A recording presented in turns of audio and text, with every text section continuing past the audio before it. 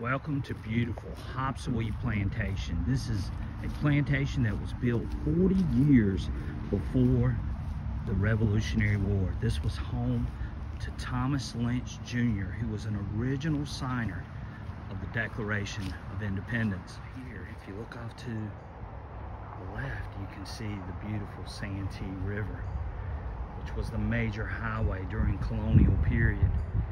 And here is the front view of the house facing the river. This house was built in 1740.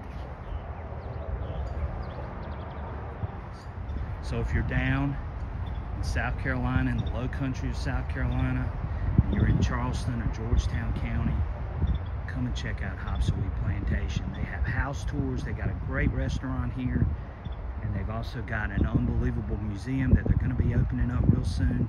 You need to check it out.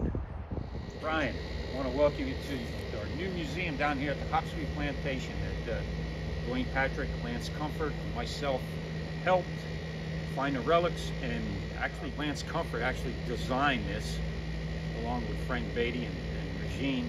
And come on in, I'll show you around a little bit.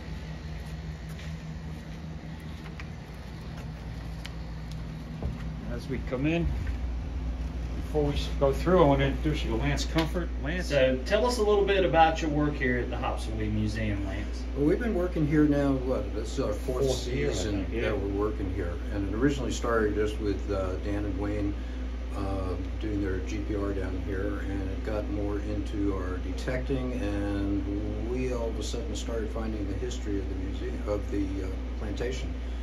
And once we started accumulating these artifacts, we let the owners of the plantation know what we were finding, and that it would be a fantastic idea for them to put together a museum dedicated to the enslaved people. Almost on every plantation you go to, you'll see the beautiful house, the beautiful grounds. You won't see anything about the enslaved people who built the entire plantation.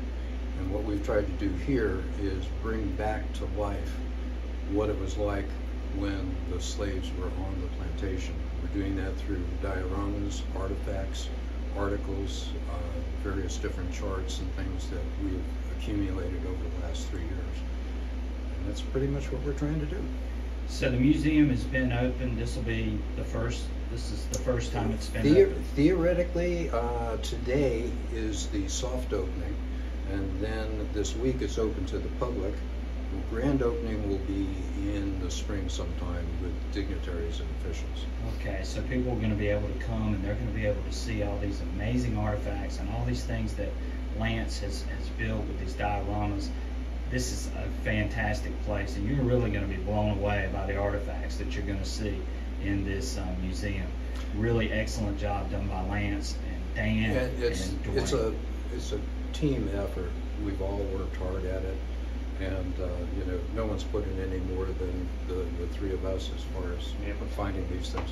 If it wasn't for Lance, we wouldn't be standing here right now. That's great. That's awesome. Well, think about it. You guys invited me down here, so if it wasn't for you, I wouldn't be here either. Well, I know that this place is going to really help with people to truly understand these plantations and understand what actually went on here. Of course, this plantation was owned by Thomas Lynch and Thomas Lynch Jr. Thomas Lynch Jr. was a signer of the Declaration of Independence. Right. And this museum is sort of showing what a working rice plantation was like, and it really has some amazing artifacts that I think you guys will be blown away. So you definitely, if you're in the Georgetown, Grand Strand area, you definitely want to come by and check this place out. And you can't beat the price. It's not expensive. No, it's not expensive at all. So if you're into history and you want to see some great artifacts, this is definitely one of those must-see places on your trip through South Carolina. Yeah.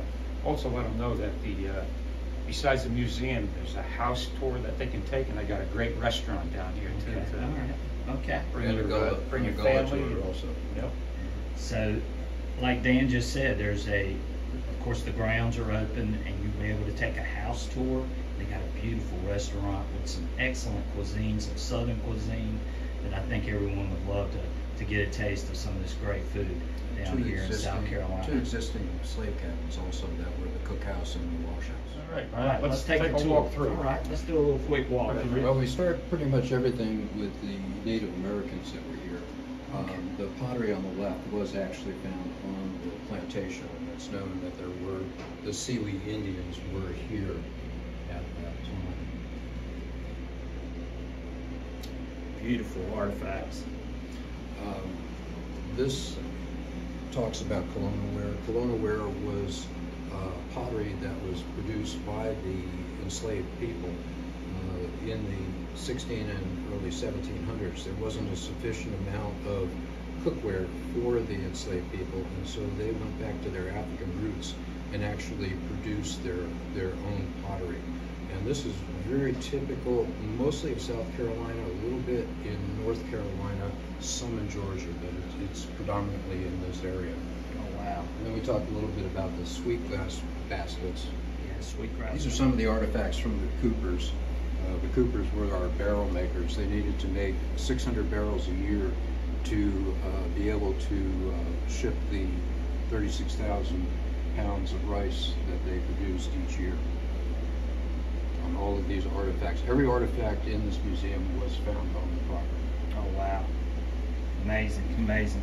We do have our dioramas, diorama of one of the villages here. We have located the foundation of every one of these buildings. We know pretty much what a number of them were used for. Artifacts, we have the buttons, a lot of them used by the slaves, coins that have been found. And all of these coins were not coins that were handled by the owners. These were found in the slave cabins. It was money that they had used.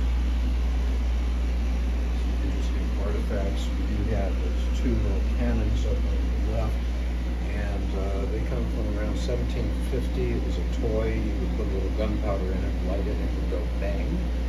And the only male child that was living on the plantation at the time was Thomas Lynch Jr., the signer of the Declaration of Independence. It's a good chance those were his boys. Oh, wow. This is a beautiful collection of buttons. And I know Lance can tell us a little bit about a couple of these buttons. Yeah, well, one of the ones, and it's one that Dan found, is the one in the middle. It's a British East India Company button. Of course, the British East India Company is in India, and you try and figure out what is that doing here. It turns out that during the slave trade period, the British East India Company had a ship called the Africa, and that came into South Carolina a number of times, and either an officer from the ship came to visit the plantation, or possibly a slave that was on board picked up a button they found, and otherwise we don't know how it got there. Wow, that's a great button. I'm real intrigued by this button, which is the South Carolina 4th South Regiment Carolina 4th Regiment of the Revolutionary War. Yeah. Again, the plantation goes from about 1740 up through today, and so not only the Revolutionary War, the War of 1812, the Civil War, we found artifacts from all of those. Wow, that's a beautiful button. We got more dioramas. Yeah, this one's the fun one. This is our rice mill. The rice mill was located across the river, and our rice mill works.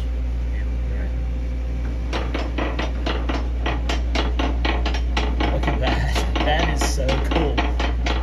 So we got a working rice mill. As far as I know, it's the only working rice mill currently in this.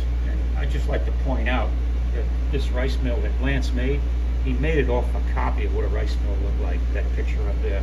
Let's see if we can zoom That's in. the amazing talent that Lance has. Zoom in on that picture.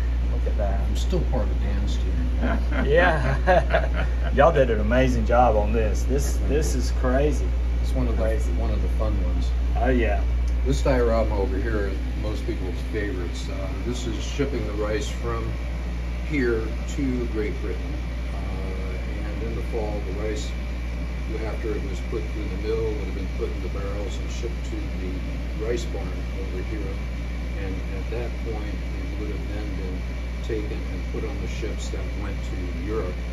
In this diorama, we've actually named each one of the individuals in here based on the slaves that were here at that period of time and what their jobs were. Wow. So they've got a lot of background knowledge about the slaves that were here on this plantation.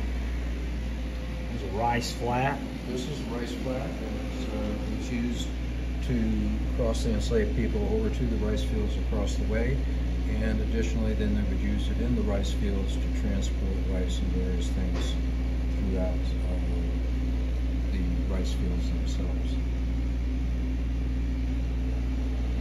Wow, really cool.